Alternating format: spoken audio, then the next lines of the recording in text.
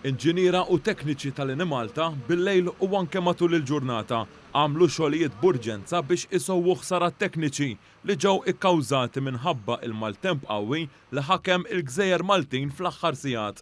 Pajjiżna bħalissa jinsab milqut mill-maltempa ta' Helios. Mas-sigħat bikrin tal-ħamis filgħodu riħ qawwi ħafna mill-vant affettwa lill-Gżejjer Maltin.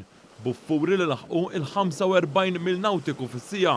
Dan l-istazzjon għatta il-ġurnata tal-lejliet San Pawl mal-Eni Malta u segwejna il-ħidma ma taqta' xejn mill-ħaddiema ta' din il-kumpanija biex ilmorru minn raħal għal ieħor biex ikunu jistgħu isolvu dawn il-problemi tekniċi.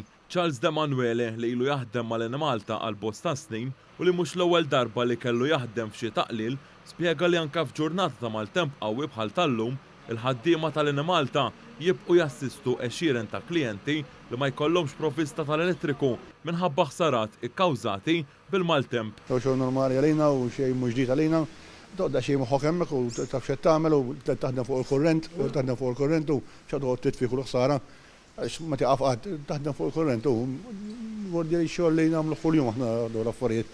Iktar diffiċli fil-maltemp u fil-maltemp u rieħu ħabba saħtek kollox imma tu. Alistair Camilleri li huwa il-manager tad-diviżjoni tad-distribuzzjoni spjega li l-Eni Malta irċifiet aktar minn 80 ilment minħabba li kien hemm ħsarat ikkawżati bil-maltemp u anke minħabba iż-żieda fid-domanda għal provvista tal-elettriku. Huwa spjega li b'allokazzjoni miżjuda ta' ħaddiema il-korporazzjoni qed tagħmel l-almu tagħha biex fl-iqsar ħin possibbli isir it-tiswijiet f'kundizzjonijiet tat-temp vera diffiċli. Il-temp kemm xita ir-riħ ma tantx huwa favorevoli għall-infrastruttura tagħna li ħafna minnha hija fuq barra sposta l-elementi u dan jiġġenera u jikkawża ħsarat diversi. Aħna għandna gangs li jaħdmu 24 siegħa kuljum 7 fil-ġimgħa u daw il-ħin kollu jibqgħu għaddejjin biex jaraw li jipprovdu s-servizz lura lill-klijenti.